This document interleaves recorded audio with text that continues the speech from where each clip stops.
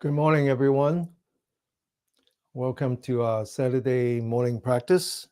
We'll be spending the next hour and a half together. For those of you who are new, we alternate from week to week. Last week was breathing exercise, specifically abdominal breathing, using the diaphragm.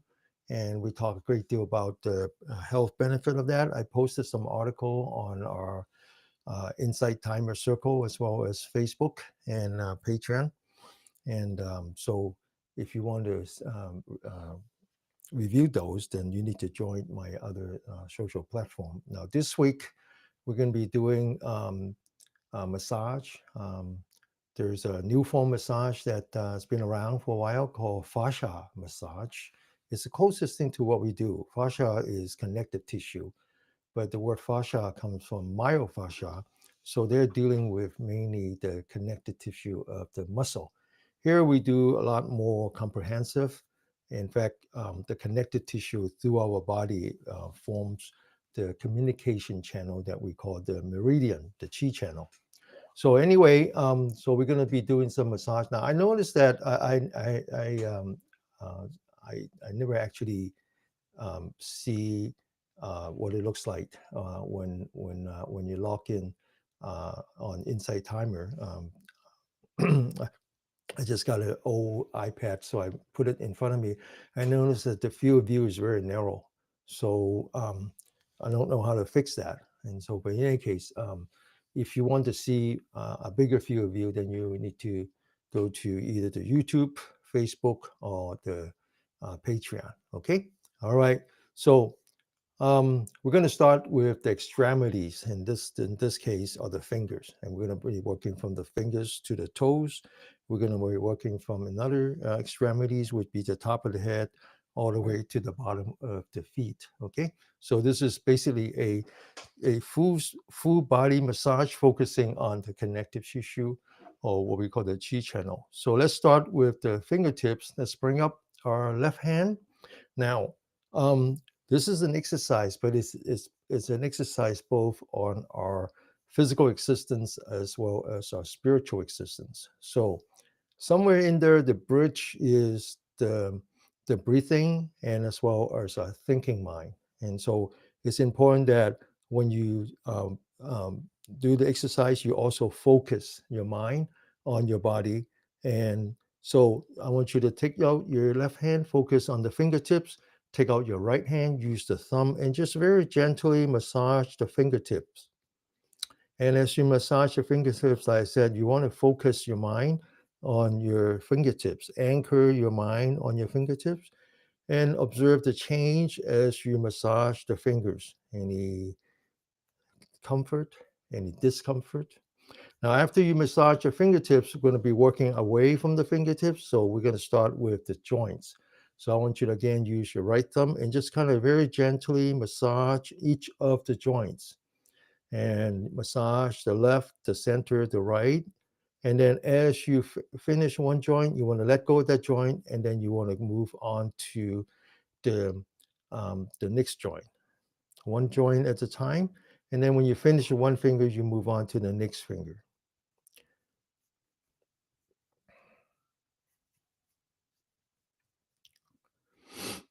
The reason I said that is because part of our spiritual practice is to let go, right? It's to deal with our attachment. So our attachment could be to the pleasant feelings. So if you feel really good on one joint, after you finish, you let it go. You let it go. You go to the next one. The next one might be pleasant or maybe unpleasant. But whatever it is, you want to just really examine that change in your body. And then when you're done, let it go. Okay. All right. So now we're going to move from the left hand to the right hand. Okay, one joint at a time, one joint at a time. Always focus on the pleasant, right? Your mind is not designed, and it was not designed, and it did not evolve into a multitasker. There's no such thing. Your mind is only capable of what I call unitasker, one task at a time.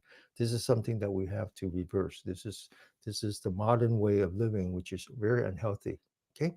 All right. So now we're done with the inside of a hand. So we flipped it over, and we're going to work on the back side of the hand. Now, it's important to identify both the inside and the outside. The inside is away from the sun.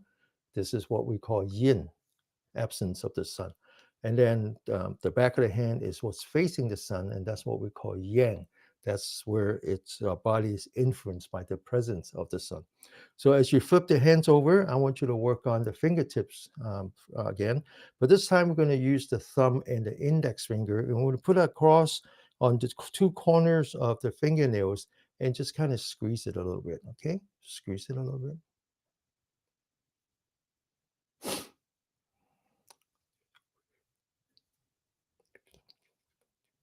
And then now when we'll go from the left hand to the right hand. Now, if someone knows how to remove, I noticed that on the when I log in from the outside on the inside timer screen, the lower third is covered with comments. If someone knows how to put the comments on the side, remove the comments so that the students can get a much better view of my hands, that would be a good thing. Okay. All right. Now we're going to work on the joints. Okay. Again, we work on the back of the hand and work on the joints. So these energy channels, these meridians that we talk about, is divided into yin and yang.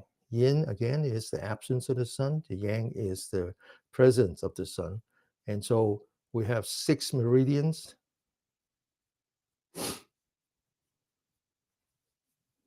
Oh, okay. Let me try that.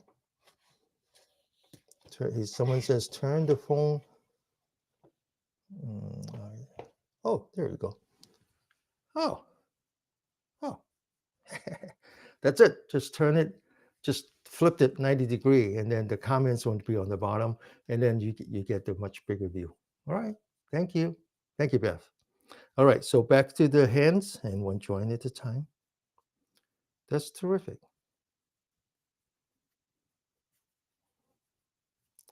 One joint at a time. Now, as you massage your fingers and your joints, obviously you feel some comfort, right? You feel kind of, especially when you're my age, you start to have arthritis, inflammation of your fingers. As you massage, you feel better, right? Now, but the benefit of massaging the fingers is beyond the fingers. Actually, the benefit is also the rest of the body, because what you're doing is you're improving the energy flow, right? You improve the energy, removing the blockage of the qi channel. And so that's especially important for the fingertips because, as I said, these are the extremities, meaning that the energy that flows out of your body is what we call yang. And then eventually they come back. And when they come back, it's called yin. And so the extremities are the exchange points. All right. Okay. So now we're done with the joints. Okay. And I want you to work on in between. So you notice that we're moving away from the fingertips now, all the way to the shoulder, eventually to the top of the head. So I want you to take the left hand, just hold a fist. You don't have to hold it tight, just hold it very gently. And then I want you to use your thumb and the edge of the thumb and just fit it in between the fingers, right? All the way from like where the web would be, and then just go up like this, okay? Now, as I said, the closest thing to what we do is what is called a fascia massage, massaging not the muscle, not the tendon, but the connective tissue in between, right? So as you massage in between the fingers, I want you to hold the fist lightly and then use the edge of the thumb and just kind of massage in between the knuckles, okay? And then you keep moving, and now on the back of the palm, you notice that the fingers are individualized, but then in between, you can massage. All right. Now we come back to the right hands. Same thing. Use the left thumb and first start at in between the fingers like that. And okay, and then in between the knuckles. And then in between the finger bones on the back of the hand. Okay. Now we're going to massage the ankle. I mean, not ankle, the wrist. And the wrist, especially the part that is facing the sun, those are the yang channels. So the yang channels are the energetic channels, right? So as we age, these are the good energy points. But now what we're going to do is acupressure. So I want you to use the thumb and identify, like when you bend your wrist like this, you identify two dimples and then just kind of do some pressure on the two dimples. And then as you bend your wrist like this, so if you take your thumb and just kind of measure one thumb, and there's a dimple right here, and this one actually, I forgot the name, but it's actually very well known for um, longevity. All right, so you notice that there's a triangle right here, basically a 2 and 1.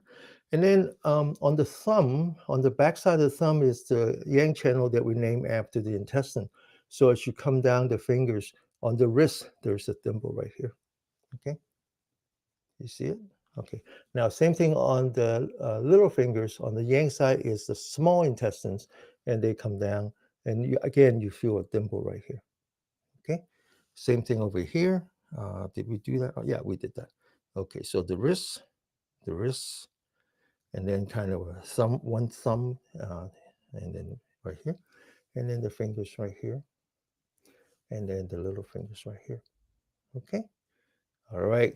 So now we want to massage the thumb all by itself. Okay, so just gonna massage the thumb, which we use the thumb more than we use any other digit.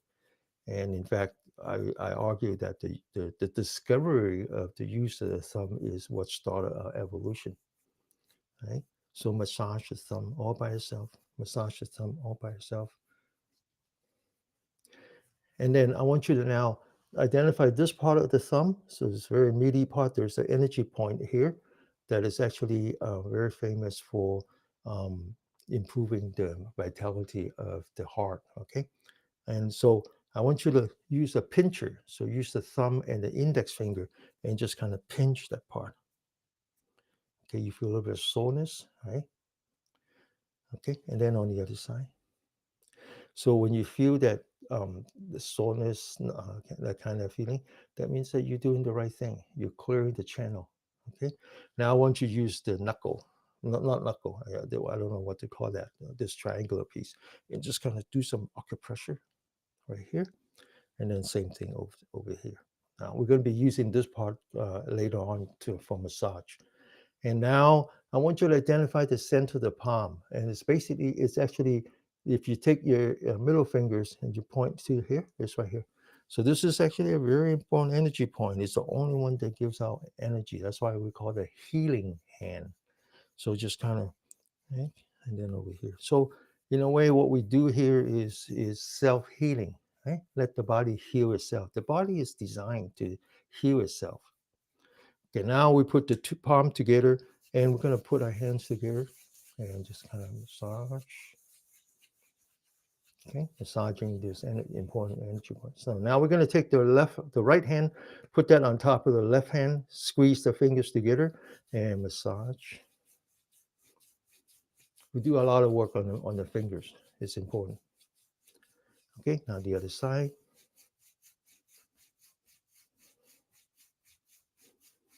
Okay. Okay, so now we're going to take each of the fingers and it's going to pull it one joint at a time. And just kind of pull it one joint at a time. Okay, one joint at a time.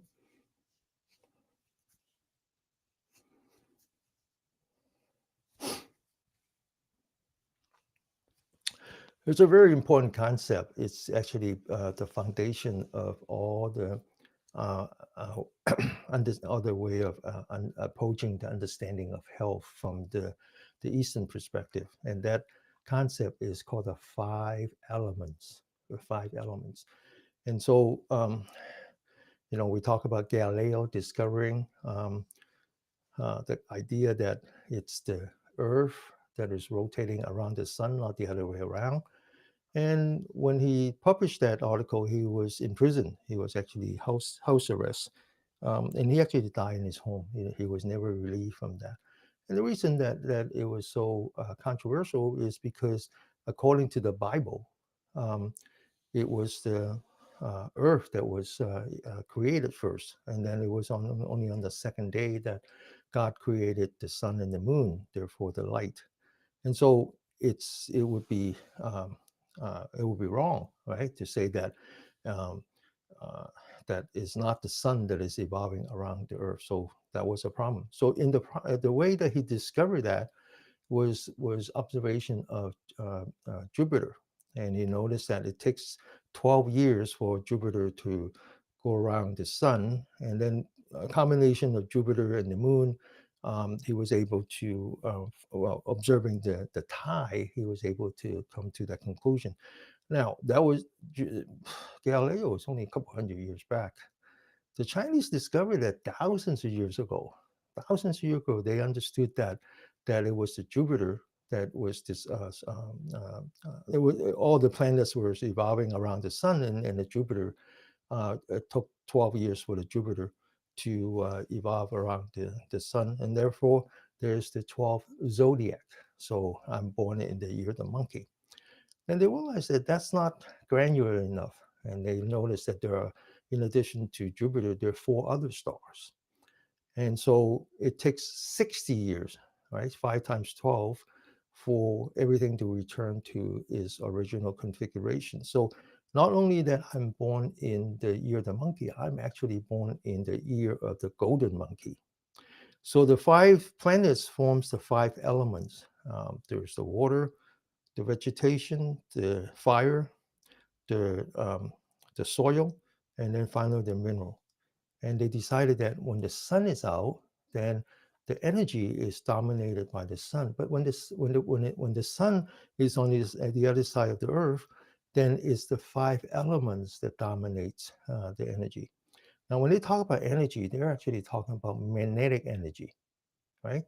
So it makes sense that they talk about the 5 planets and not moon, not the moon. The moon is closest to us, yet they don't talk about that because the moon has a solid core. So when you have a solar core, there's no rotating electrons inside the planet, and therefore there's no magnetic influence. And so all we talk about here is really how electricities and magnetism work, right? So all the body fluids in our physical existence, whether it is the blood, it is the electrolyte, or everything that travels in a body, that runs around a body, are electrical. So that's electricity.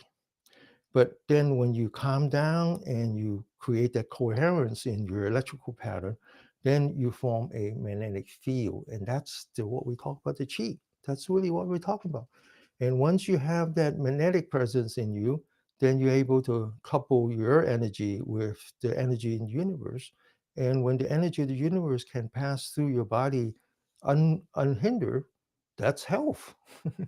That's health. That's why we call ourselves a human being. We happen to be human. We are a living being. And like all living beings, you have to live within a living environment. And so it's not that difficult, right? All right. So now we're going to do some finger exercise. And the reason I mentioned the 5 elements is because the Chinese really believe in that. They really believe in that. So they think of everything in terms of 5. They even think of color. They think about sound. So I think Martha last week mentioned that she practiced Qigong with a great master, and they use sound. And so they actually believe sound is in 5, right? 5 different sound, and each sound resonate with the body differently. One sound can be the sound of water, well, with the water elements and so forth, right? They think of all the food in 5 color, same thing. They think of um, everything can be considered that. And so when they talk about the fingers, right, most of us have 10 fingers, and they talk about the 5 elements. And then when they talk about our internal organs, they talk about the 5 elements. So the next exercise is a very famous Qigong exercise, and it's based on the premise that the 5 fingers represent the 5 elements. So they resonate, each of the fingers resonate with one of the intestines, one of the organs. In fact, I don't try to memorize anything, but let me see if I can find out. So they believe that the thumb resonate with the splint. They believe that the index finger is the liver, the middle fingers is heart, and the ring finger is the lung, and then finally the little fingers is the kidney. But what does it matter? What matters is that this next exercise is a very famous Qigong exercise, and they believe that it reduces our inflammation and reduce the chance of having a stroke. Or if you happen to have a minor stroke and you wanted to do some physical therapy, this is another good one. Okay, so let's sit up straight. Remember now we're doing Qigong exercise, and the main channel for Qi is your spine. It's actually your spine. So let's learn how to sit properly. Right. Last week I talked simply about um, the 3 steps. So the first step is you start with the bottom of your spine. You move along the spine towards the ceiling. You stretch your spine as if you're stretching your spine one joint at a time. Then you focus on your shoulder and you lift up your shoulder as if you're bringing your shoulder to your ears. That's one. Two is when you open your shoulder and you lean back. And then three is when you relax your shoulder and you relax your spine. Okay, so remember this. It's a very simple exercise. And when you're under stress, that's the first thing you want to do. Stretch your spine, let the life energy rise within you. Open your shoulder, and then lean back. So you put the weight of the upper torso on your spine, let releasing the dependence on your muscle, relieving the stress that you put up on yourself, and then just relax. All right, so that's the first thing. Now we take our hands up. We focus on the fingers. We bring our index fingers and the thumb together, and we squeeze as hard as we can. Then we take the thumb and the middle finger and we squeeze as hard as we can. Then the ring fingers, and then finally the small fingers. And then we continue, we take the thumb, we put that in the middle of the index finger, and we squeeze as hard as we can. Middle finger, ring finger, and then the little fingers. Okay, that's it. That's it. All right. It's very simple exercise. All right. So now we're going to do the next exercise. Next exercise work with the brain. All right. It's the fingers and the brain. So in addition to being the fingers being uh, important to our physical health, they also happen to be the beginning of our evolution. So the fact that we have such a well-developed brain, it took millions of years. And it started all with our ancestors discovering the use of the fingers. He or she broke off a tree branch that becomes a weapon. Now he can defend himself, and she started walking down the trees and find a cave and all that. Right? That's how it begins. So the fingers has a lot to do with our the health of our brain, especially knowing how to separate the left brain from the right brain. It's very important to maintain that separation. Not only it affects your emotion, right? We all know that one side is emotional, one side is rational. And much of our personality depends on that separation. But it also allows us to maintain a balance, right? Maintain a balance, right? And if you only use one eye, you cannot see depth. So it requires both eyes and two sides of the brain. And there's increasing understanding now. There's more and more every day. There's a medical report, a scientific report from the Western medical industry that identified dementia as as a result of inflammation, right? As a result of inflammation. In fact, very often we would call dementia as the type 3 diabetes. Diabetes is inflammation, right? So we don't want the brain to inflame, and so the way to do that is to exercise the left and the right brain, and also using the fingers. So next exercise does that. So once again, we come back to the spine. Always practice the spine. Lift up the spine. Stretch your spine. Lift up your shoulder. Lean back. Open your shoulder. Relax your shoulder. Relax your spine. Now we take up right hand. Let's try to do this with the eye closed. I like to close my eyes so I can imagine my fingers. And then we're using our right hand, which means that we're exercising our left brain. And we're going to move these fingers one at a time. So we're first going to bring in the thumb, then two fingers, then the index fingers, and then the little fingers. We're going to put down our right hand, bring up our left hand. This time we're switching over to the right brain. Thumb, two fingers, index, little fingers. Now we're going to bring up two hands and we're going to squeeze the fists as hard as we can. And then we're going to bring down the left hand, leaving the right fist. We're going to open that fist in reverse order, little fingers, index, two fingers, thumb. And then now to the left, little fingers, index, two fingers, thumb. We're going to bring up both hands. We're going to stretch those fingers as hard as we can. Now we're going to say to ourselves, we just finished the first one. Now we're ready to move on to the next one. It's important to exercise your thinking mind. All right, now we leave behind the right hand using the left brain, thumb, two fingers, index, little fingers. Left hand, thumb, in two fingers, index, little fingers. Squeeze, and then stretch, open up the fist, little fingers, index, two fingers, thumb. Left hand, little fingers, index, two fingers, thumb. Stretch as hard as we can. Now we say to ourselves, this is the last time. Thumb, two fingers, index, little fingers. Thumb, two fingers, index, little fingers. Squeeze, little fingers, index, two fingers, thumb. Little fingers, index, two fingers, thumb. And then we're going to stretch as hard as we can. That's it, okay? Now we're going to put our palms together, the fingers together. We're going to push the palms together and then sit up straight and we're going to lift up the elbow. And then now, without continue to press the palms together, we're going to bring down the hand. Okay, feeling the stress on the wrist, and we're going to come back. Right. So we done massage, we done acupressure.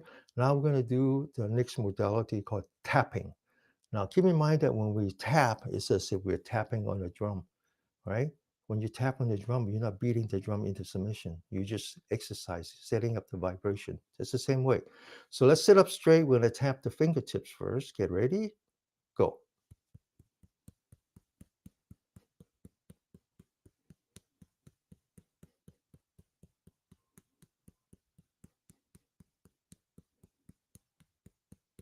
Okay. Now we're going to tap in between the fingers. Get ready. Go.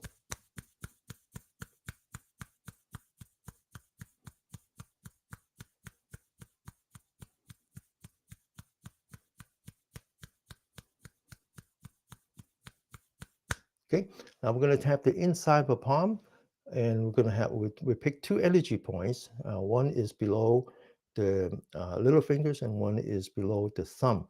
The little fingers is a meridian that we call the heart, right? But it has a great deal to do with the mind. The Chinese actually believes that the heart influences your mind and vice versa. Okay, that's why there's an energy. There's a part of your leg. We come to that. It's the calf, right? Now the calf, the Western doctors said that's your second heart. Now they also discovered that the deterioration of the calf it correlate with the deterioration of your brain. So that makes sense, right? So the heart and the brain, the thinking mind anyway, are related. And so this one goes all the way here. All right. So we're going to work on that. And this energy point is very important. It just comes down. It's the meaty part of that. And the same thing on the thumb. Now this one is the lung, and this is a very important energy point. So first we're going to form a V with our palms and basically tapping this part right here, the meaty part. Okay, get ready, go.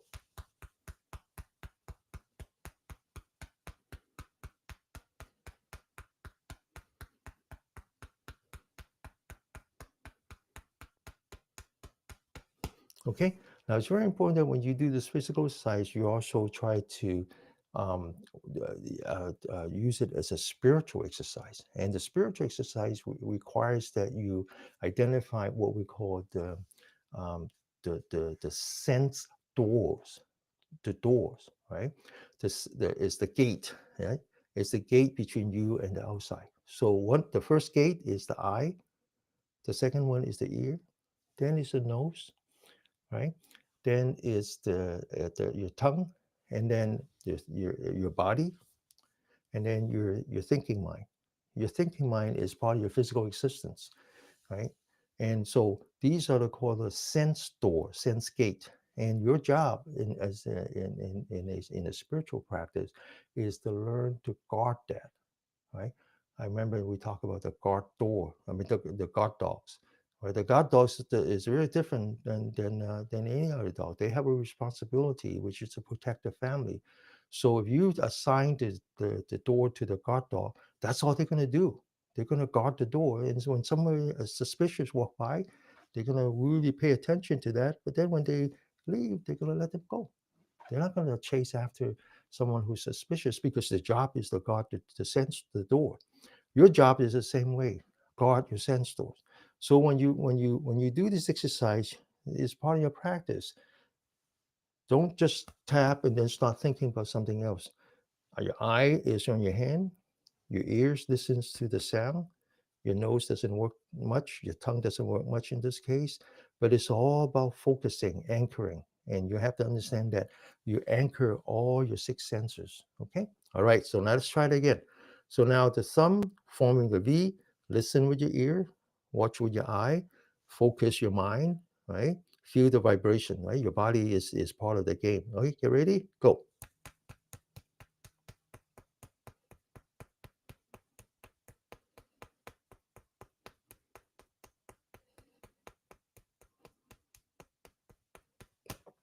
Right?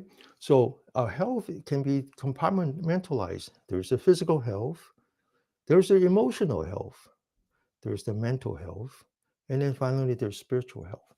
Let's do it one at a time. So when I talk about the emotional health, right? I talk about anxieties and talk about depression. And I said that the greatest source of your anxiety is actually in multitasking. So if you haven't learned how to anchor your mind into one at a time, then your mind wander, right? It just goes everywhere. And these days we glorify that and says, oh, that's multitasking. That makes you very efficient. You can do all these things at the same time.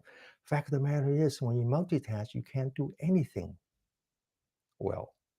So you need to focus. When you do something, you say, okay, I'm going to be doing this, so I'm going to focus on that. Unitask, right? Because multitask is the source of anxiety. The other anxiety, source of anxiety is expectation. Expectation. We live in a modern world. We're bombarded by advertising. We're bombarded by political messages. We're bombarded by, as we grew up, we're bombarded by what our parents think that is the right thing. We're bombarded by what our peers think. You have to learn to deal with expectation, and that takes a while. Okay. All right. So first, you have to kind of center yourself first, knowing who you are, knowing how you feel, knowing one at a time, right? A little bit at a time. All right. So now we're going to move from these two energy points, which are the yin to the yang. Now, the Chinese actually think that the small intestines have a lot to do with your mind, and we actually call the small intestines the second brain. The second brain, right? The second brain. And I pay a lot of attention to my intestinal health. Um, I go to Japan. One of the reasons is I just want to immerse myself in very simple cooking. I go to the villages, and you know, breakfast and dinner. It's just a lot of fermented food, right? Fermented food. Fermented food is very good for your intestinal health. Okay, so go read up on that. If I find any good article, I'll share with you. Right? I agree because that is our second brain. And when you take antibiotics, that's the worst thing you could do with your intestines because it kills all the probiotics, right? Antibiotic is indiscriminate, right? Okay, so after you take I'm not saying you don't take antibiotic. I'm just saying that after you take antibiotic, then you have to pay attention to this guy, right? This is your friend. Okay, so now we're moving to the small intestines. This is on the edge of your palm, facing the sun. And so the way to identify that is that you take your palm and you see this line, and it's just on the edge of that. So now you take your hand, you fold it flat, you rub your fingers, right? and you tap that 30 times.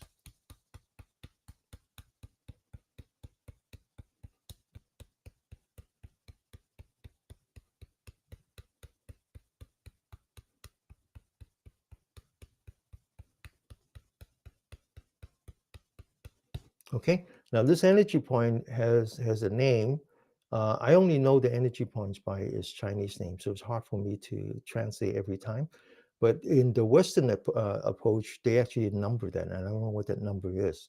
But this is if someone can help me by identify the number of this, maybe you guys can look it up. This one actually is very important for. There's a lot of energy points that are important for longevity. SI3. Thank you, Maggie. So SI is small intestines, and it's the third energy point. So I imagine you count. It's a yang, so it probably starts at the corner of the nail and comes down. Thank you so much. And this one is very important for longevity. Now, we typically think of meridians as it's just a straight path, right? It's like Highway 101, Highway 580, like that. That's it. But there's actually a lot of on ramps and off ramps, and there's a lot of cross flow. And so this one actually is important because it actually affects your yang energy in the back, right? So these two are very important. This one right here, and this one is right here. So you will notice that when I do massage, I use this one. And when I do a tapping, especially in the lower part of the body, I use this guy. So I'll come back to that, right? So we did that, and now the counterpart of that is the large intestine, which is on the yang side of the lung. And the easiest way to find that is just open up your index finger and your thumb. You see this indentation? That's called a valley. That's why it's called emerging valley. So let's tap that first. Let's use the small intestine, put that on the large intestine, and tap that 30 times.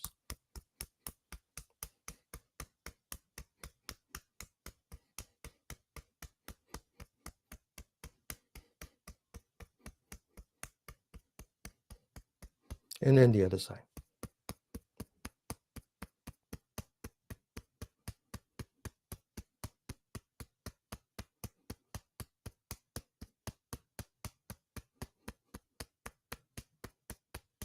Now, this is a magical energy point, right? This one. I have very limited knowledge, medical knowledge, but this one actually is important for reducing your high blood pressure. It's also a magical point in the sense that it relieves pain. Okay, so I imagine this one is LI, right, Maggie? LI, probably, there's something like that. Okay, so let's learn how to do some acupressure on this energy point. It's very important. So you take your fingers again, you stretch it, you see this ridge, then you take your thumb and you see this line, right? So you put the line on top of the ridge and you go down. Now, when you do it down, you push, you might have to lean on the index finger a little bit, but whatever it is, you find that one point, that one way of feeling very sore, very sore. And then same thing on this side, right? Okay, so this one is very good for reducing pain. I, I, uh, I think people talk about when you have cramps, right? Or I use it when I have leg cramps, right? Especially in the middle of the night when I don't want to get out, you know, getting out disturb my wife. That's a sin. So what I do is when I have leg cramp in the middle of the night, I just press on that and then relieve the pain, and then I just relax, and then that's it. Right? Okay, so now we get to the fun part. You guys remember this? Okay, we're going to do some scraping. All right, there's a lot of interest in how scraping helps relieve pain and and also improve your immunity, right? So they talk about how there might be some cells underneath the skin. So when you scrape it, you activate it. It doesn't matter how you explain it. I only know that it helps. So these days, I typically scrape right before I go to sleep because what I find is that because these days I do a lot of writing and I have my carpal tunnel is coming back, and so I will wake up, in the middle of the night, not knowing why, but I can feel that my hand is very warm, so I know that that's my carpal tunnel, And so what I do now is I scrape before I go to sleep. Right. Okay, so we're gonna do it very systematically. Okay, everybody gets one of these. If you don't, go to Amazon. Okay, there's like a couple hundred of those available. Just call it scraping tool, or if someone knows how to spell guasa, that would be a good way to find it. But Amazon will find it for you. They're very good in making sure you buy what they have to offer. Okay. All right. So we're going to do it very systematically. We're going to identify the center line of the inner part of our arm. We're going to go from the elbow to the wrist. This is what we call the pericardium. So the Chinese, they separate the heart into two. One is the heart, which I said is more mental. And then the middle pericardium is more physical. Okay. All right. Yeah, yeah, yeah. People do that mainly to for beauty, right? You scrape and then it improves the circulations in your face and then um, allows the collagen to come back. And so, yeah, yeah. Or you could do this. You could just like use a piece of wood. Like this happens to be a ruler, but it had marking and they all fell out. So it's just a nice piece of wood. It was part of the dowry, my mother-in-law's dowry. So it's almost 100 years old. All right, so let's start. Let's start in the middle. All right, so take your scraping tool and just kind of scrape from the elbow to the wrist, and then come back. Okay. Now, when you do on your own, right, then yeah, the lip from the jaw. Wow, that's amazing. Yeah, there you go. Okay, so just use something that is a little bit sharp, but don't hurt yourself. We're not here to hurt yourself. Okay, we don't want that. Okay, just find something that works for you. So this is the pericardium. Now we're going to move up, and first you identify the bone. Inside the bone is the lung. Okay. Now again, when we say lung, we're not talking about the organ. We're talking about an energy line that is associated with mineral, and we just happen to associate with the lung. Okay. All right, so now we scrape the bone. Now, when you first do this, it's really, uh, you're not used to this, so it can be, so I don't want pain. But then after a while, you say, oh, that's a happy pain, okay, on the outside, especially when you have carpal tunnel. Okay, now on the outside is the large intestine. Now, in the middle is the triple warmer. This one is very important. Now, the Chinese has a energy line called the triple warmer that has no Western equivalent. The others we are associated with organs that the Western doctor understood, but triple warmer, there's no. Um, when we say triple warmer, we're really talking about the triple apart compartment, right? Warmer is actually a mistranslation, and because it's really the word that the Chinese word can actually also means membrane. So it's really the triple compartments. It's the what's above the membrane, what's between the membrane and the belly button, and what's below the belly button, right? So those are the three compartments.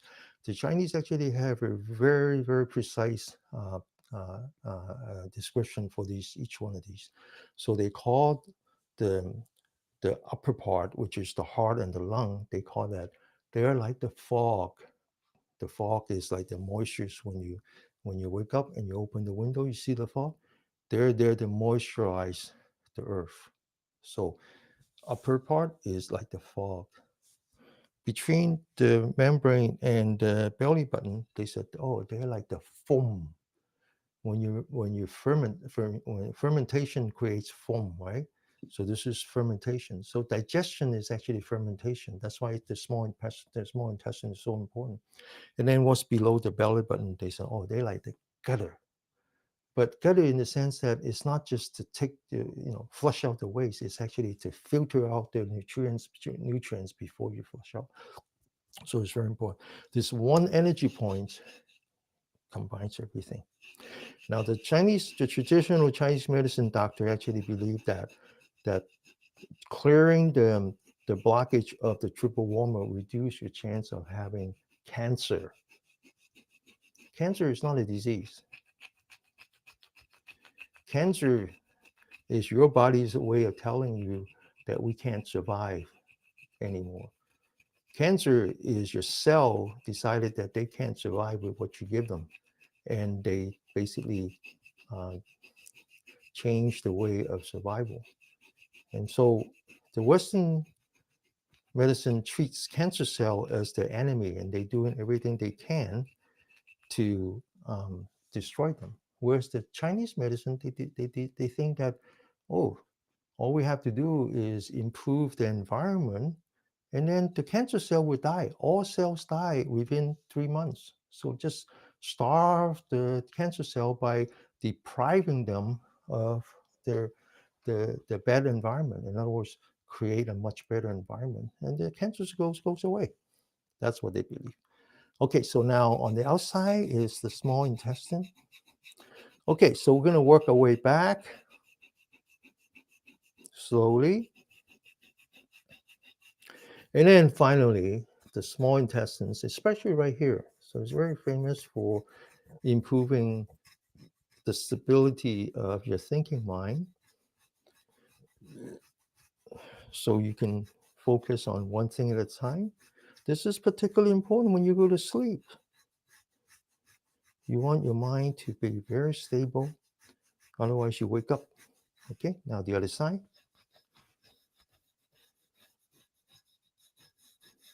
And then upper, below the bone, on top of the bone, outside the bone, below the arm, the triple warmer, and then the back of the hand, the fingers, right? My fingers hurts a lot, and so I do this. And then on the outside, and then slowly coming back. Okay, and then finally the heart meridian or the mind meridian. Okay, all right, very good, huh? Very good. Highly recommend this. In fact, when I was growing up, that's what people do. They cannot afford doctors. It costs money, so that they do a lot of scraping. Okay. All right. So now we're gonna got now. Oh, think about it, right? We got all the way up to here now. Okay. So we're gonna take advantage of that and exercise our fingers one more time. So let's sit up straight, point all our fingers towards the camera, roll up the four fingers, lock it with the thumb, wind up the four fingers, and then go 1, 2, 3, 4, 5, 6, 7, 8, 9, 10. Come back, open the shoulder, and then relax. Take your fingers, form what we call the lotus hand, the thumb and the middle fingers together, and then the other three stretch out. Put that in front of the shoulder, open the shoulder once again. And there's a trick to that. To do this right, you need to learn to move your hip forward and bring it back. Okay, so if you don't know how to do that, this is a way to do it. So you stretch and then we said lean back, but before you lean back, you lean forward, and then you lean back, but you hold your hip in place, and so you feel the pressure on your lower back where the kidneys are. There's an energy point on both sides, right? So you rotate your hips, right, and lean back.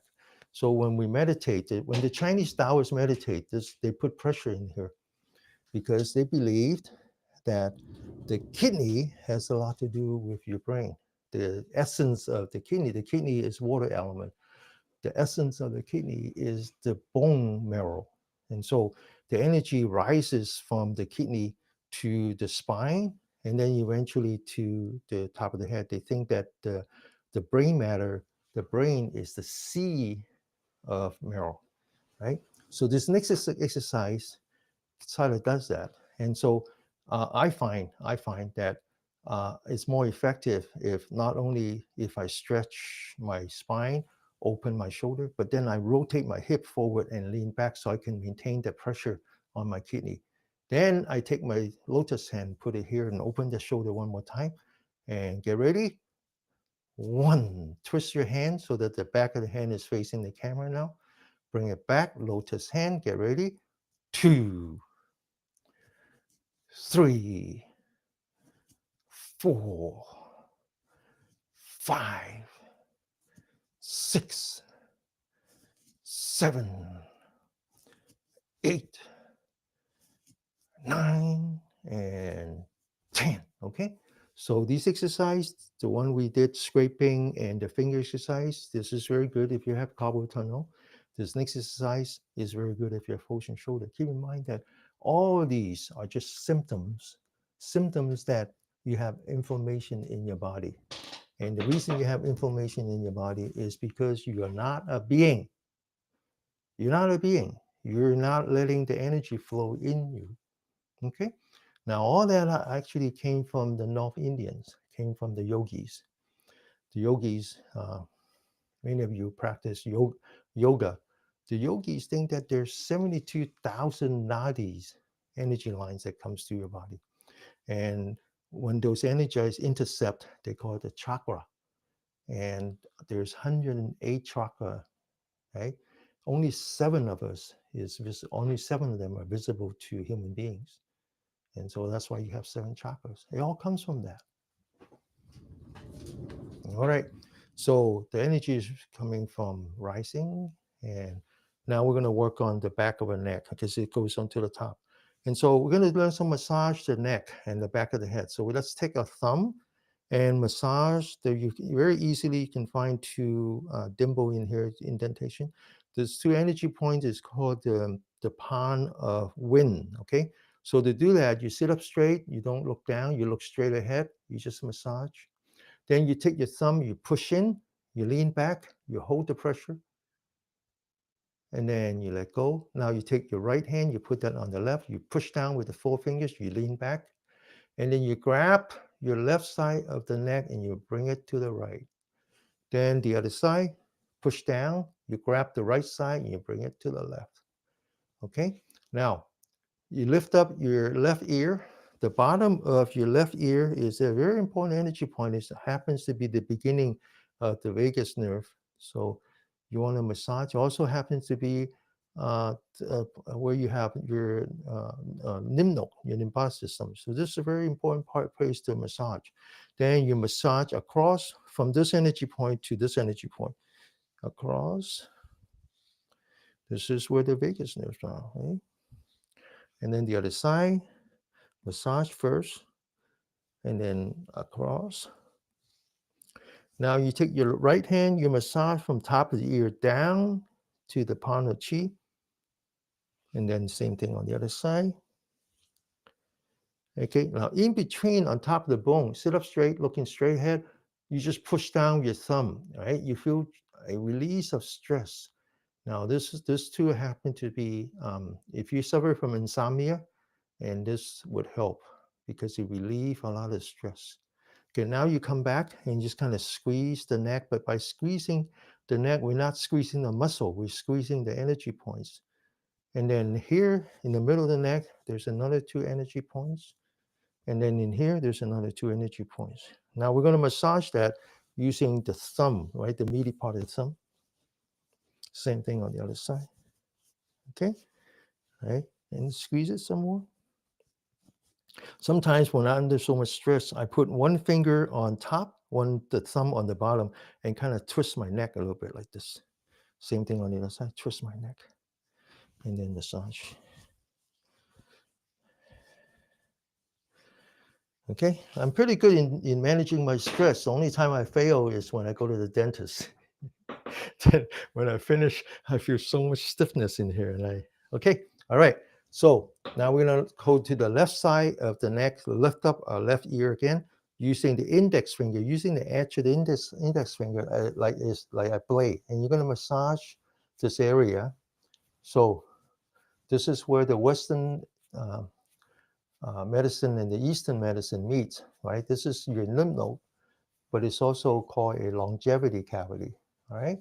Now we're going to massage the top of the shoulder, right? You see this cavity, back of the shoulder, you feel it, right? There's another one on this side. There's another one. And these two are part of the triple warmer. This one is part of the gallbladder. Okay, massage the shoulder, right? So you notice that we don't massage muscle or tendon. We massage in between. So fascia massage is closest to what we actually do here. Back and then the side, right? It's always those cavity.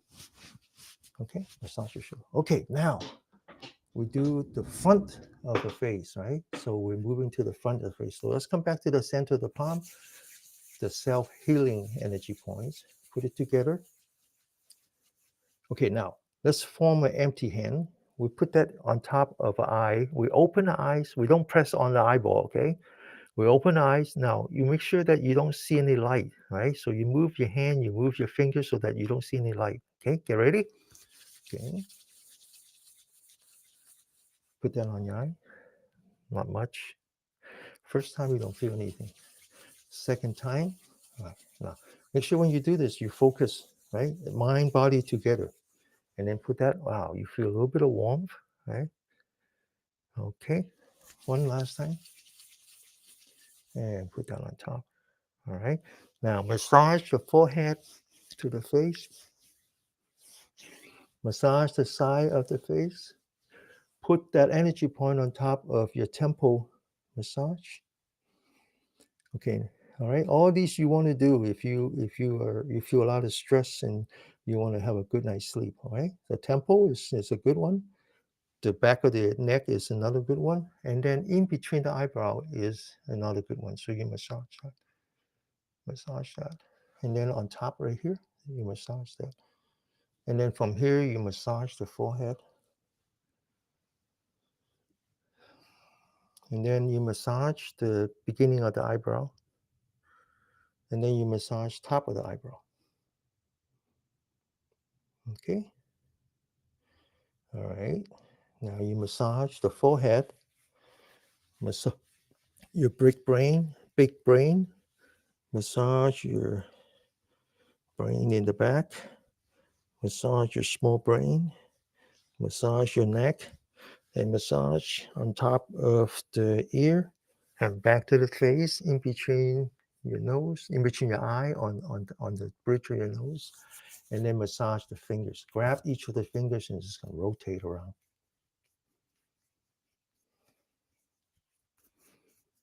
Okay, we're running out of time. Okay, running out of time. Okay, so running out of time, and let's start the floor exercise now. Okay, but before we do that, there is one energy point that we want to work on, and of all the energy points that we can skip, we don't want to skip this one. This is the bottom of the feet. This is the beginning of your water energy line, the kidney. Okay, so you locate the ball area on the bottom. You have a cavity. Do some acupressure, and then use the right thumb, and massage. And then use the edge. Okay. Now, then you bend the fingers back. You form an empty hand. You put that on top. We're going to tap that 30 times. This is important. This is the water element, your kidney, right? The lower third. This is your fire element, the upper third. One represents the water, one represents the fire. What's in between? In between is the soil. So when you grow vegetable, what's important? You make sure you have plenty of water. You make sure that you have plenty of sun. So that's when you can grow something. And so the Chinese believe that you have to mix the water and the fire. And this is one way to do it. Magical. Get ready? Go. Continue.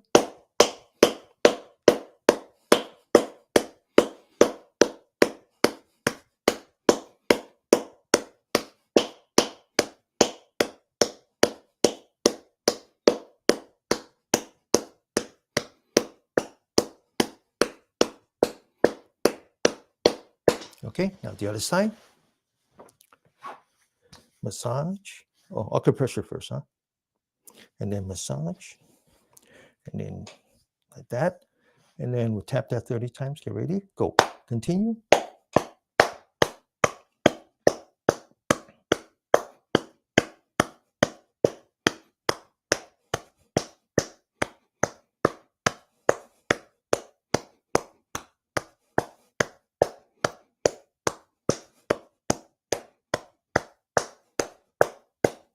Okay, all right, so now we get to the floor.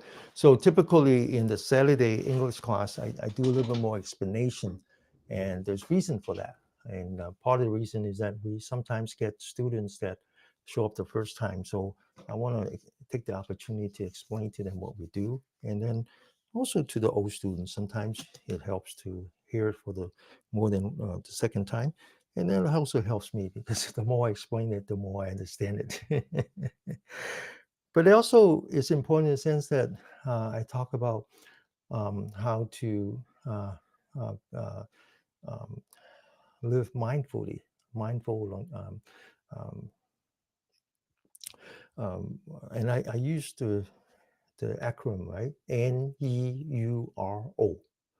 N is for nutrition, E is for exercise, U is for unwinding. You got to figure out how to um, um, go back to the rest and digest, right? Not be so stressful all the time. Um, R is for restoring, right? So make sure that you have good night's sleep. Find all the ways that you can, sleep, quality of sleep. And then O is for openness. And part of the openness is just learning new things, understanding how to find the synergy between the Eastern approach to health and the Western approach to health. The Eastern approach to health is really more about energy. And so if you believe that this is the energy being, then you have to understand that what's the energy outside of you, right? And it's only by maintaining the harmony of that energy system that you can live healthy. It's only by understanding the harmony between you and your environment that you can live peaceful. It's only by understanding the harmony between one nation, another nation, one political party, another political party, that you can actually have peace, right? So open is very important and understanding. I noticed that Martha and Mara and everyone here has a lot of knowledge, and I rely on them because they're very open, right? Open to understanding, open to learning. I think that is the most important. Never stop, right? Never stop learning. All right, so let's quickly do some more exercise and kind of massage your kidney area. Massage the back of your knee. Okay, tap that 30 times. Get ready, go. Continue.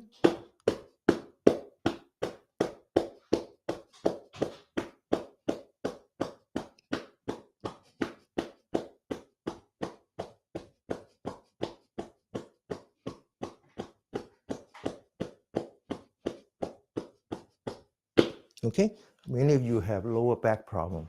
Lower back problem is what we would call kidney deficiency. Okay, the kidney energy doesn't travel well, and so this is the energy point that helps. Now, another one, obviously very important. This is where your lymph nodes are. The Chinese also believe that this is important, and it's because it's important for many reasons. One is that this is where your lymph nodes are. Second one is it's also where the bottleneck for the yin energy, the kidney energy, the splint energy, and the liver energy.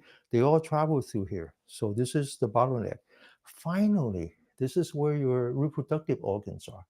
And when you think that, oh, I'm getting old, I'm aging, I don't get to use my reproductive organs anymore. Not true. This is the source of life. So this is very important. Okay. So always massage. So when you go to sleep, you lie down on your bed. This is the time you massage. Okay. So now we're going to tap that 30 times. Take your fist, fit it inside here. Okay. Get ready. Go.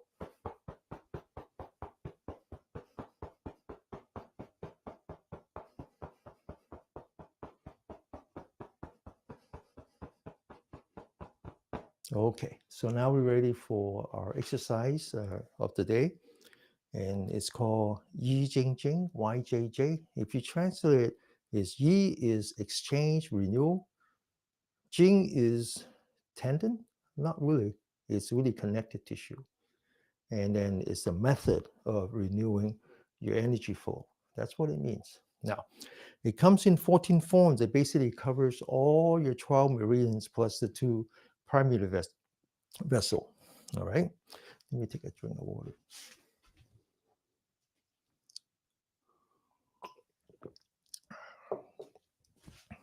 Okay. Now, first of all, remember this energy point, right? This is called the gushing spring. And if you consider yourself an energy system, there's energy from the earth, there's energy from heaven. It flows through the center of the bottom of your feet like the spring is gushing in. So we want to make sure that you stand firmly. Then you rotate your toes inward. We call that the goat stand, right? And then you loosen up your knees slightly to activate the calf, your second heart. Then you open your shoulder and you relax your shoulder.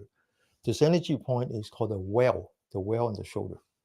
So the well needs water. So you align the opening of the well with the spring. Then you take your forehead, you lean back.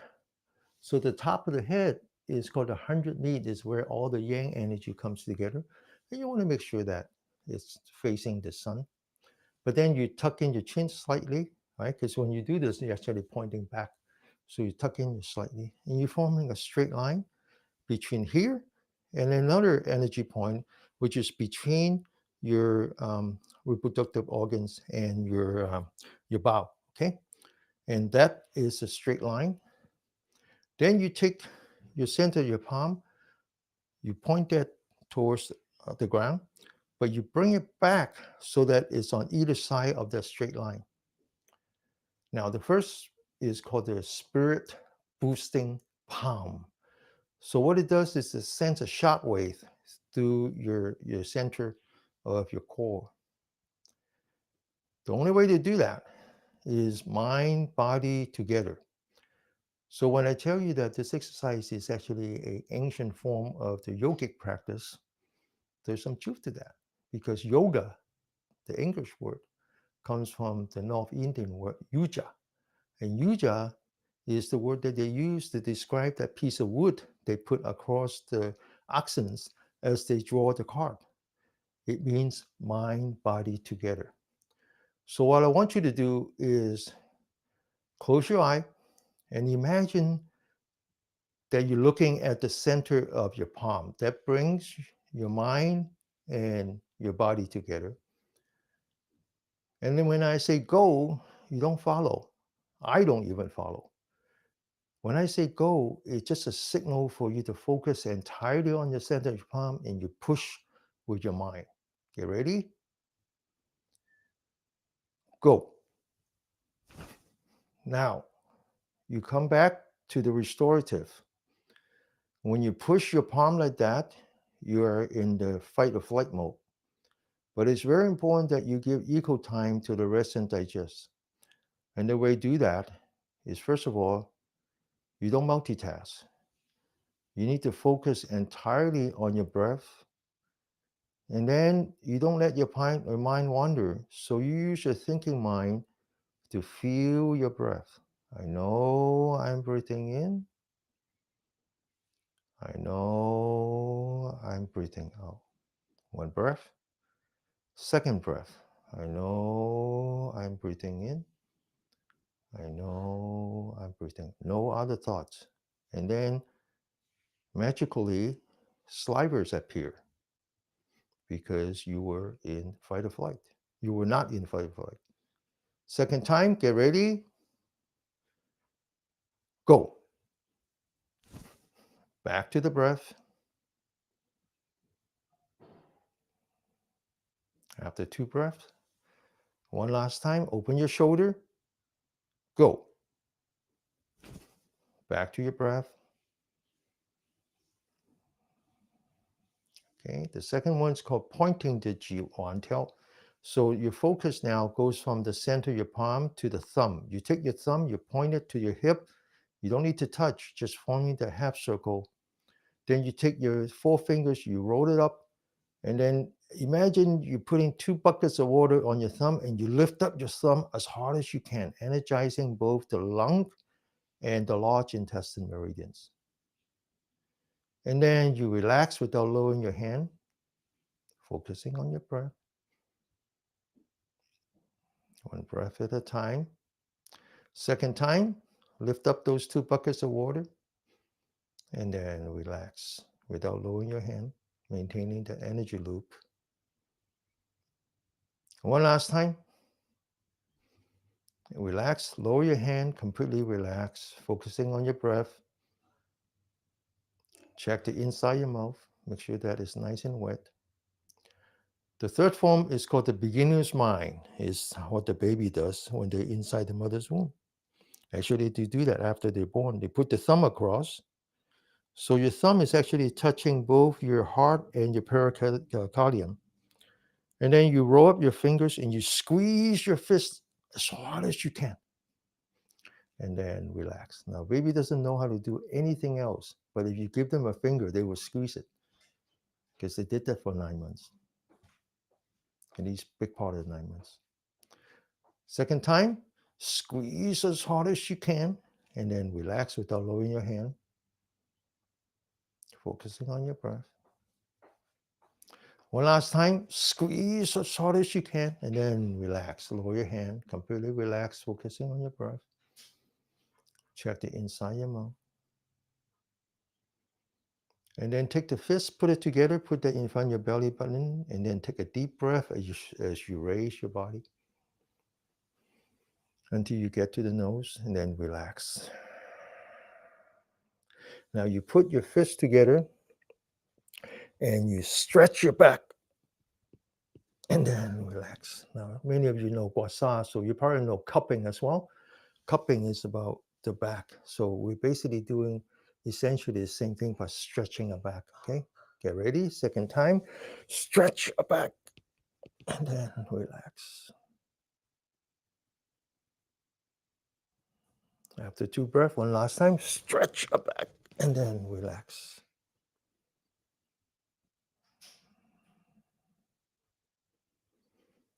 Okay, the next one is called top of the head, the fist on top of the head. So you lift up your fist on top of the head, you open your shoulder, you open your fingers, you roll your fists one joint to joint, lock it with your thumb, and you squeeze. This is very cardio. You're working your heart, and then relax. Let the blood flow back to the fingertip. So this exercise is actually stretching, cardio, and then later on muscle. Okay. Second time, open your shoulder, roll your fingers, and squeeze as hard as you can, and then relax.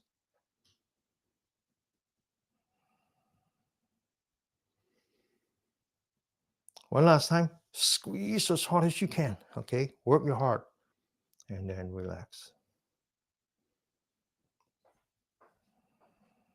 Now, the next one is called stabbing the shoulder. The shoulder is the part of the gallbladder, and it goes up to the neck and the back of the neck where we were massaging before. So the way to do that is you open your shoulder, you grab 2 daggers, you point your daggers onto the shoulder, open your shoulder, huh? And you stab, and you feel the tightness in the back of your neck. And then you relax back to the breath. One breath at a time. Second time, stab. And then relax. Now, it requires that you open your shoulder, okay? One last time, open your shoulder, grab the dagger, point the dagger onto your shoulder, and stab. Feel the tightness in the back of your neck, and then relax. Now, the next one is called the cross. And sometimes we think that we're punching. We're not punching. We're stretching the upper part of the arm. This is really all about the triple warmer. So you stretch out like this. Imagine touching the trees. You roll your fists, wrists. Then you roll your fists and you take a deep breath. You hold your breath and you push. And then you go, boom. Let it all out. 2 breaths. Second time.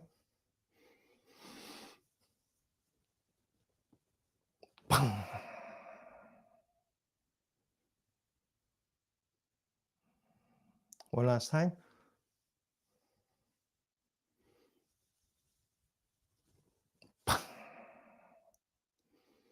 This is so important that we do it twice. So this is front hanging. So lock the elbow as if you're hanging close. Then roll your wrist, roll your fist, take a deep breath and push. And then relax.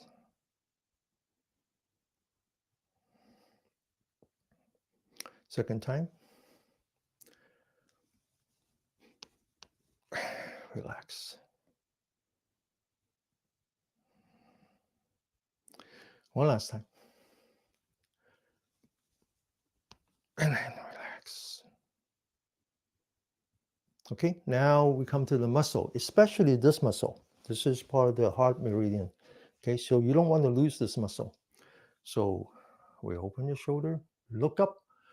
You see this bar, you grab onto the bar and you pull yourself up as hard as you can. And then relax. Okay, exercising this muscle. After 2 breaths, second time. And then relax.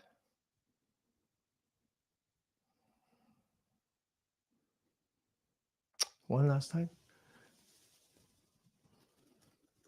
And then relax.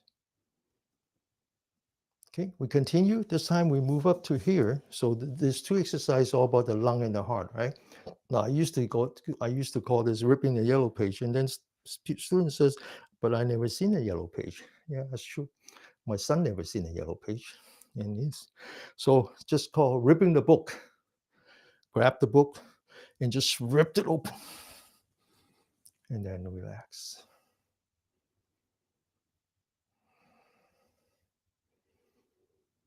Second time. Relax. One last time.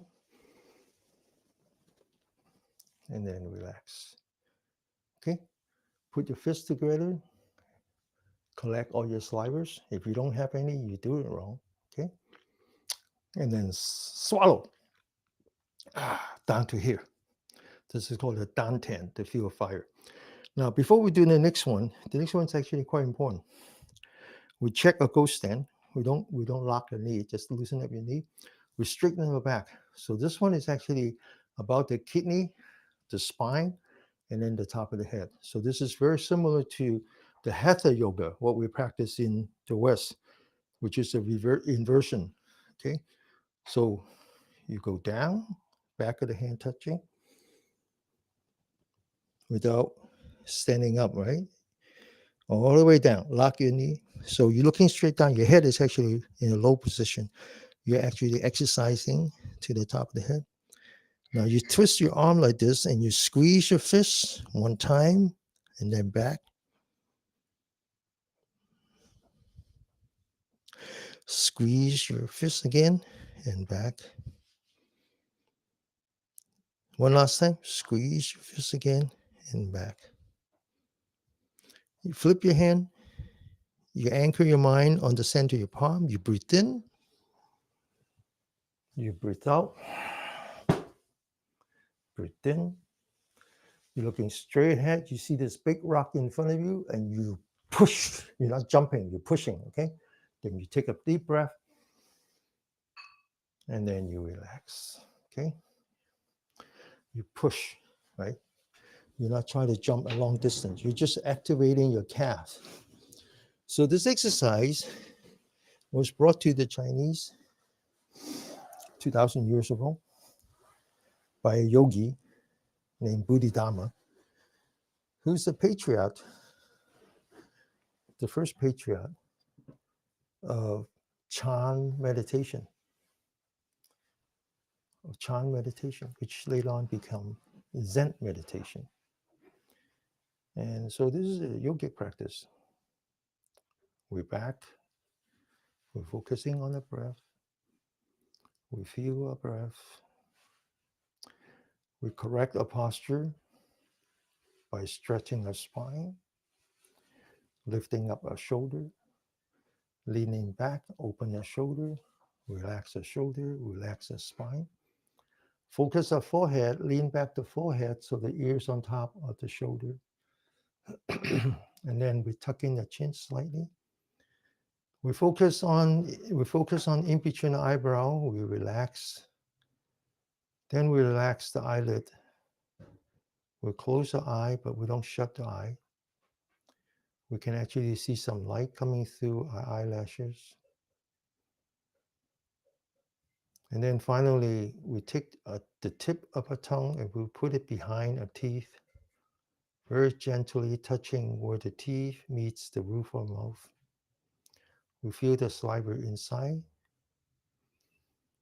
telling us that we're indeed in rest and digest. We come back to our breath. We focus on our belly button. When we feel that we're breathing in, we take our belly button and we move forward. We feel that we're breathing out, we take our belly button back as if we're bringing the belly button all the way to the back. Breathe in, opening our stomach, taking our belly button, push it forward. Breathe out, bringing our belly button back. Now, I mentioned that the source of stress is multitasking, meaning that you didn't concentrate. So I want you to bring it back to unit tasking, one thing at a time. So when you're sitting and you're feeling your breath, that's all I want you to do. I don't want you to be thinking about anything else. What happened before coming here already happened. Time to let it go. Whether it's pleasant or unpleasant, it doesn't matter. Focusing on the present. What hasn't happened yet, what's going to happen after class, let it go. You're not changing that yet. So just focus on the present. The other thing I said is the source of anxiety, the source of stress is expectation. Expectation of what you think other people have on you, what you think I have on you, what you think you have on yourself. Let go of that. Let go of that. Everybody's different. If you say, well, he wants me to move the belly button forward, I can't do that. I don't know how to do that. It's okay. Just use your mind. The body will follow. Just relax. It's much more important that you relax. Much more important that you focus one thing at a time and you let go of the expectation. Because when you're under stress, your diaphragm actually stiffens up and you can't do this next part. Just relax, focusing on your belly button. When you know that you're breathing in, move the belly button forward. When you know that you're breathing out, move the belly button back. Use your mind, let the body follow. Okay, that's the first part. So practice this on your own, okay? Spend about 15 minutes each day. 15 minutes is only 1% of your time. There are 1,440 minutes in a day. Okay? Now we move on to the second part. We focus on the bottom of our spine. We feel our breath. And if you practice this for any length of time, you actually feel that the stomach opens by itself when you do this. Then you move from the bottom of your spine up. You stretch your spine. You feel the energy within you, the life energy within you, until you get to the very top of your head. And then when you feel your out breath, you come down from the top of your head through your forehead, through the bridge of your nose, through your tongue, coming towards your belly button, and you lean back and relax as you do that. When you breathe in, you stretch. When you breathe out, you lean back and relax. Okay? So when you do that on your own, that's the second part. You feel the energy in you, breathing in, and then you feel the still energy leaving you as you come down. And when we practice this spiritually, we actually equate that to life. Life composed of billions and trillions of breath. Every day we breathe. When we were born, we breathe in. When we leave this world, we breathe out. So when you learn to practice on your breath, after a while, you understand that that is a cycle. That is a life cycle. It's just a very small life cycle that actually represents the bigger cycle, which is life and death. Then you realize that there is no death. There's a beginning and an end. And the end means the beginning of another beginning. Because when you feel your breath, you feel that you're breathing in. That's the beginning. That's where life begins. You feel the life energy within you. And then when you breathe out, as if that is the end of that life cycle, then guess what? You'll breathe in again. And that's what we believe.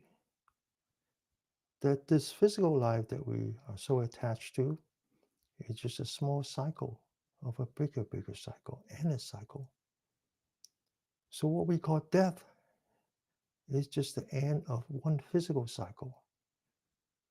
So therefore, we need to learn to lose our attachment to that by practicing letting go, by practicing acceptance. So when you breathe in, you feel the life energy in you. You know this comes from the in-breath, which is oxygen. Oxygen comes from the forest. The other beings, there's so many beings. We're just one of them. We're the human beings. But there are so many other beings, so many other animals that are guarding the forest. Without the forest, there's no oxygen. So as you breathe in, you can't help but to have a sense of gratitude. Grateful that there's so many other beings out there trying to live in harmony just to support your one breath. And then when you breathe out, you lean back. The first thing you're going to feel is that, oh, I'm leaning back, I'm falling over. Let go of your fear. As you breathe out, you practice acceptance, accepting yourself as who you are. Let go of your expectation. You breathe in, you stretch your spine, you practice gratitude, being very grateful for your existence, being very grateful for all of those who support your existence. Not just the animals that are guarding the forest, providing that one breath, but also your family, your friends, your neighbors, all the first responders, everyone that deserves your gratitude. And when you breathe out, you learn to relax, you learn to let go of your fear, of your expectation.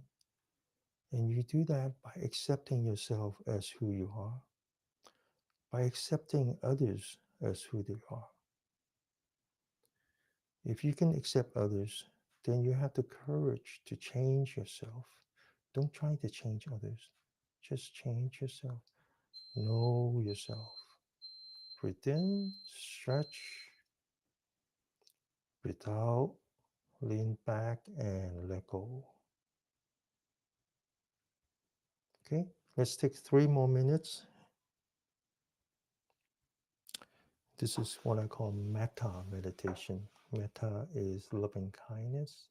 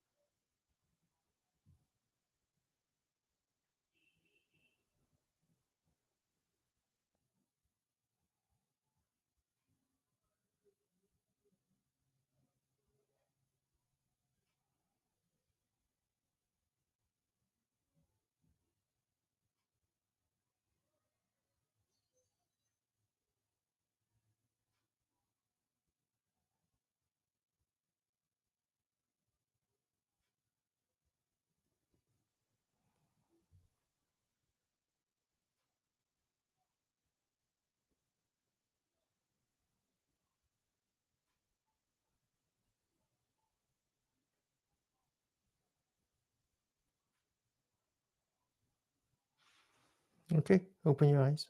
All right. So this requires your own diligence, your own practice. Okay. So I noticed that there are a couple of questions. One is on posture. One is on posture, and especially difficult for people who have lower back problems. So let me address that from two ways. One is that I go to Japan because I want to see the Chinese culture the way it was 2,000 years ago. So what is now called the Japanese culture is actually the Chinese culture preserved over 2,000 years. So I like that. And I noticed different things every time. And this time I noticed that the chairs, when they sit on the table, the chairs are very low. They're not as high as we are. They're very low. And also they have no back. And that's the way it used to be. The back of the chair was only invented a couple hundred years back. So it turns out that the best way to sit for your back is without using the back and rather just stretch your spine, lift up your shoulder, lean back and relax. So you need to learn to sit like this. And when you sit like this, it's actually very good for your back. It's not difficult at all. Okay. Now, the other thing is that sometimes we again, it's exhortation. So when you see me sitting like this, then you think that, oh, this is the only way to sit. That's not true. I sit like this because it's just easier for me to rotate around. My mother, my other student, they just sit with their feet down. That's just fine. You just have to make sure that the height of the chair is just right, and your feet is the bottom of your feet is actually right below your knee, and you're not dangling. You don't have to, right? And then if you have to use your back to support the chair to support your back, you just put a pillow in here, okay, like that. All right. So this is one way to talk about posture. Is that sitting straight, leaning back is actually good for your posture. Not using a chair that has a back, and also sit lower than we normally do in the Western world. Turn out to be very good for your back. Okay. The other thing is that um, the, the, the Chinese medicine, they believe that the back is they actually have a name for that. They actually it's the chamber of the kidney. So this is where your kidney cheese are. And so when you have a lower back problem, unless it's physical, but many times it's just lack of energy, then they actually work with the kidney meridian as well as the bladder meridian. And so the bottom of the feet, we don't have time to do it today, but the calf, the back of the knee, those are very important energy points. So with AI, you can actually look up, just ask questions, just say, what are the energy points that are important for my back? Just ask, and they will give you an answer. And then use that as a reference, right? Okay, now when it comes to nutrient, um, I believe in cooking my own food. I believe in cooking my own food. So when I go to Costco, I look around and I see people pushing cardboards around. What they call food is actually cardboard. Everything is in boxes. So they open up these boxes, they put in the microwave, go ding, and then they eat it. Well, guess what? Those are not real food. Those are just basically carrier for preservatives. Preservatives is a way of eliminating germs in your food, right? But it also eliminates your probiotics. So I believe in the probiotics, not only for my digestion, but also for my mental health. So I care a great deal about eating food that has no preservatives. I actually don't mind artificial color as much as I mind preservatives, right? Also, pay attention to fermentation, right? Find food that, so what are the food that are, yogurt is very good. Make sure that there's not much sugar in it. There are other forms. Each culture has its own fermented food. The Chinese has it, the Japanese has it, right? So the Japanese has their what is that called? The bean paste. Sometimes these words don't come to me very much, right? Just look into that. Fermentation, ferment fruit. Now, a lot of you use soy sauce. Soy sauce is fermented, supposedly, but it's not. In the West, it's not fermented. It's industrialized. So if you want to use soy sauce, see if you can find some that are truly fermented. Now, Japanese soy sauce has to be fermented before they can call it soy sauce. So soy sauce, make sure that you use the one that is truly fermented. Right? Um, when I go to Japan, I like natto. Natto is fermented soybean. You just eat it raw, right, with rice or whatever. I think that's very good. Be careful with white rice. Be careful with white rice. The white rice that is available in the West, they're highly polished. They actually have to add nutrient back. Otherwise, it's illegal to sell. So if you take white rice and you wash off all the nutrient, all you get is sugar. So I try to stay away from white rice. I eat rice that are not so highly polished, just so that I get the nutrient with that, right? So we can go on, but you pretty much know, I think. Uh, um, I don't eat a lot of meat. Brown rice is good. Yeah, brown rice is good. I don't eat a lot of meat. I do eat meat. I'm not a vegetarian anymore. I do eat meat. I believe in the medical in the nutrition value in red wine. Wine is fermented. Both wine and sake are fermented, but they're not. They're fermented, but they're not really like alcohol. They hasn't been. What's the word that I try to use? They haven't gone through the. What is that word? The process where you take out the the alcohol. I don't like to drink alcohol, but fermented wine and fermented rice wine, I think they're very good for your health, right? Especially red wine.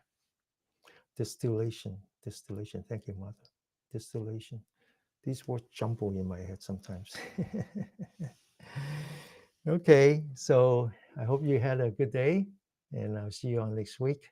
We're getting close to the end of the year, so I'm going to be collecting all your donations and basically match it 1-to-1 and hand it over to Venerable Home to support his work in bringing loving kindness and compassion and mindfulness to those who are incarcerated.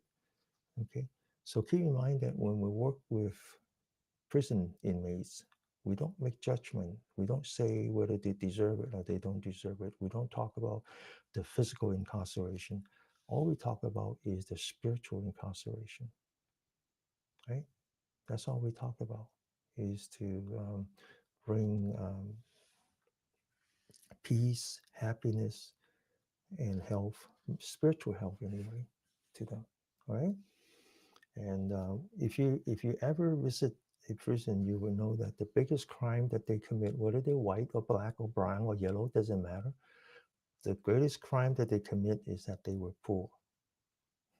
That's, you know, if you're a rich person, chances are you don't need to serve any sentence. All right. In that case, let us all be blessed with health, with peace, and with happiness. Namaste. See you all next week. Okay. Bye bye. 星期一見。多謝 Janet 師兄。Okay. Bye bye. Bye bye.